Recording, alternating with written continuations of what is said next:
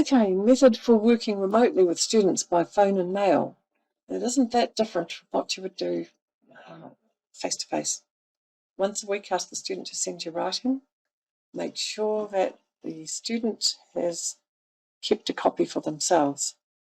I was in the position in the early days of wanting to discuss the student's writing, and they'd sent me the only copy. Now, what happens is if they send you a copy and they've kept a copy for themselves, they send you the good copy.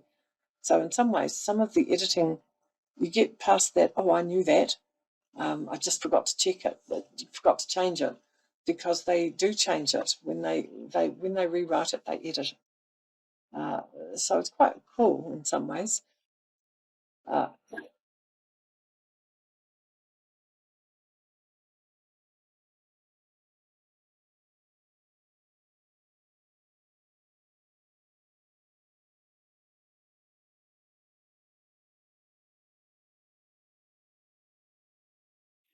But once you've got it, you can talk about the same things that you would talk about if you had the writing in front of you. You get them to read it, you comment on the content, you comment on any places where their voice stopped, but there's no full stop. You go through the words they were unsure about, you ask them about the structure, and then you work with spelling.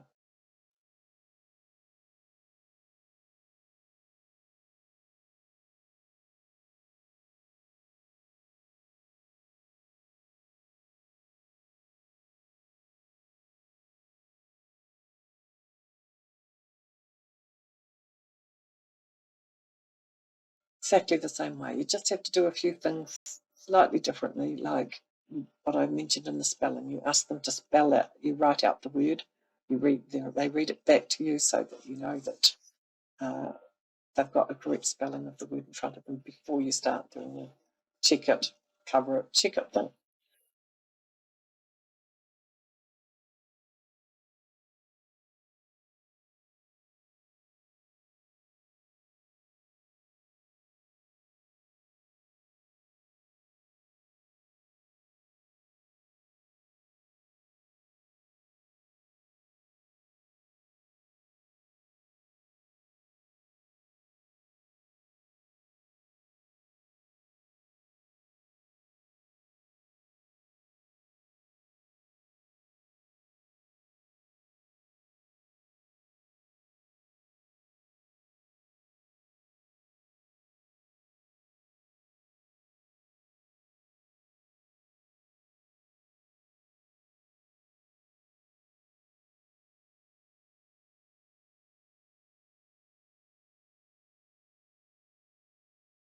With reading, you can send materials by mail, or you can go on Slack and ask Rails volunteer support coordinator to mail the material to your student. You have to attach it first, and you have to choose the material yourself.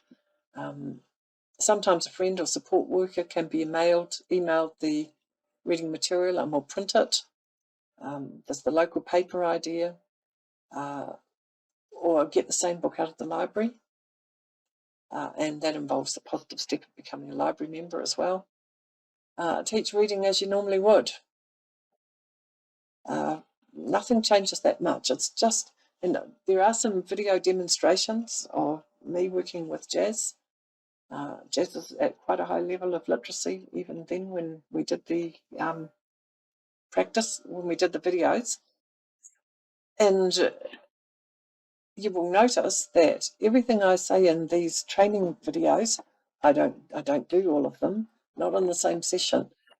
I nearly redid some of the videos so that they were a better model for you.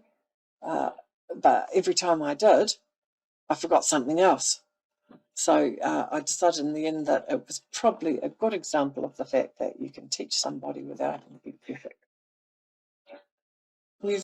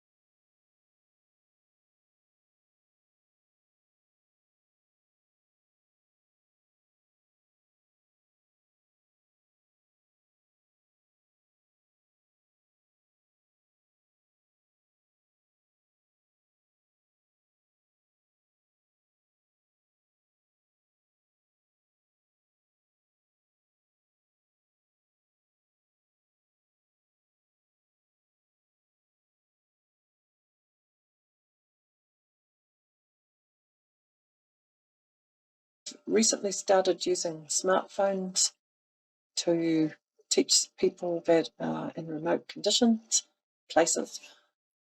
The most important thing is to make sure that you know how to host on Zoom, not just how to use Zoom.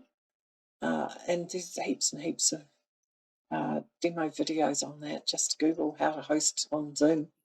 Using Zoom, your student can take a photo of, or even without using Zoom, your student can take a photo of their writing and send it to you.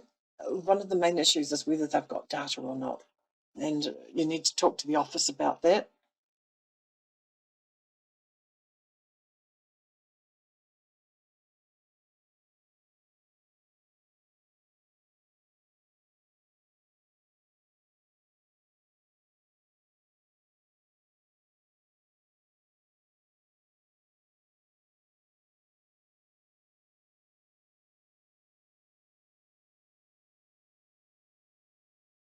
On Zoom, there's a whiteboard, but you can also just share reading material.